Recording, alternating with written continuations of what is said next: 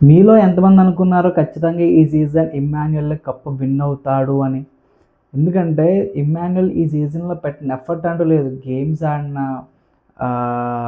నామినేషన్స్‌లో points పెట్టినా, తర్వాత ఇంకా చాలా కామెడీ, ఎంటర్‌టైన్‌మెంట్ ఏమైనా సరే వాట్ నాట్ అనమాట. ఇమ్మాన్యుయల్ 100కి 150% పైనే బిగ్ బాస్ హౌస్‌లో పెర్ఫార్మ్ చేశాడు. ఇలాంటి కంటెస్టెంట్ కాకుండా వేరే కంటెస్టెంట్స్ ఇప్పుడు ఇమానుయల్ కంటే ముందుగా ఆహ్, విన్నింగ్ రేస్‌లో వెళ్తున్నారనమాట. యాక్చువల్‌గా ఫైనల్ వీక్‌లో ఉన్న ఇమాన్యుయల్‌కి విన్ అయ్యి స్కోప్ ఉండే ఓటింగ్ అయితే పోల్ అవ్వట్లేదు.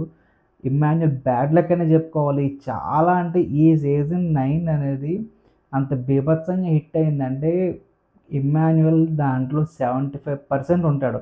ఎందుకంటే ఒక షో చూడాలంటే అందరికీ కామెడీ ఉండాలి, ఎమోషన్ ఉండాలి, లవ్ ఉండాలి, అన్నీ ఉండాలి. కానీ ఎక్కువగా ఏంటంటే ఒక ఎంటర్‌టైనింగ్ షో అనేది కామెడీ మీద రన్ అవుతది. చూసే కొద్దీ చూడాలనిపించేలా ఉండాలి. ఈ ఈ ఈ ఈ ఇతను ఈ పర్సన్ ఎలా కామెడీ జనరేట్ చేస్తాడు? ఎవరితో జనరేట్ చేస్తాడు? ఎలాంటి పంచ్‌లు వేస్తాడని చాలామంది ఈ షోని కొంచెం కామెడీగా చూస్తారు. ఎందుకంటే కొంతమంది బయట రీతు చేసే సీన్స్ వల్ల బయట పాడవుతున్నారు అమ్మాయిలు. అంటే రీతు అని కాదు. ఏదైతే లవ్ ట్రాక్ అయితే నడుస్తున్నాయో బిగ్ బాస్ హౌసెస్‌లో ఇలాంటి వాటిల వల్ల కొంతమంది ఇన్‌ఫ్లుయెన్స్ అయ్యి వాళ్ళు స్టడీస్ డిస్టర్బ్ అవుతున్నాయి. వాళ్ళ లైఫ్, కెరీర్ డిస్టర్బ్ అవుతుందని చెప్పి చాలామంది బయట చాలా స్ట్రైక్స్ అయితే చేశారు. కానీ అలాంటి షోని పిల్లలు సైతం చూడగలిగేలా చేసేది కమెడియన్స్‌గా వచ్చిన కంటెస్టెంట్స్ అనమాట. మనం ఎవ్రీ సీజన్‌లో చూసాం కమెడియన్‌గా వచ్చే కంటెస్టెంట్స్ సీజన్ కప్ విన్ అవ్వరు అని. బట్ ఈ సీజన్ స్టార్టింగ్ ఎలా ఉండేదంటే ఇమాన్యుయల్ ఖచ్చితంగా విన్ అవుతాడు. ఇమాన్యుయల్‌దే ట్రోఫీ అన్నట్టుగా పెర్ఫార్మెన్స్ ఉండేది. బట్ ఆహ్, ఎక్కువ టైంలో అతను నామినేషన్స్ రాకపోవడం, ఎవరు అంటే సరైన ఓట్ అనేది బిల్డ్ అవ్వకపోవడం, ఓట్ పోలింగ్ అనేది, నామినేషన్స్ రాకపోవడం అనేది చాలా మైనస్ అయిందనమాట. ఎక్కువగా నామినేషన్స్ ఎప్పుడు పడితే 1-1 రైవల్రీ ఉన్నప్పుడు పడతాయి. బట్ హౌస్‌లో చాలామంది ఏంటి కొంచెం అర్థమైపోయిందనమాట. ఎక్కువ నామినేషన్స్ వెళ్తే వాళ్ళకు ఎక్కువ ఓటింగ్ అనేది వస్తదని చెప్పి చాలామంది గెస్ చేసి ఇమాన్యుయల్ దూరం పెట్టడానికి ట్రై చేశారు.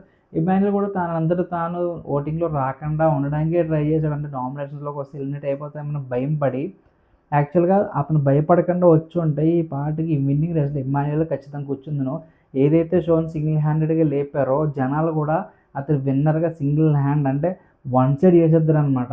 బట్ తను ఏంటంటే నామినేషన్స్ రాకుండా సేఫ్‌గా ఉండటం వల్ల ఆడియన్స్ తన మీద ఓట్ చేయడానికి స్కోప్ లేదు. తర్వాత వేరే వేరే కంటెస్టెంట్స్ షిఫ్ట్ అయిపోవడం వల్ల ఇమ్మాన్యుయల్‌కి సడెన్‌గా నామినేషన్స్‌లోకి వచ్చిన తర్వాత ఓటేయాలంటే కష్టం కాబట్టి ఎవరు ఓట్ చేయడానికి ముందుకు రాలేకపోయారు.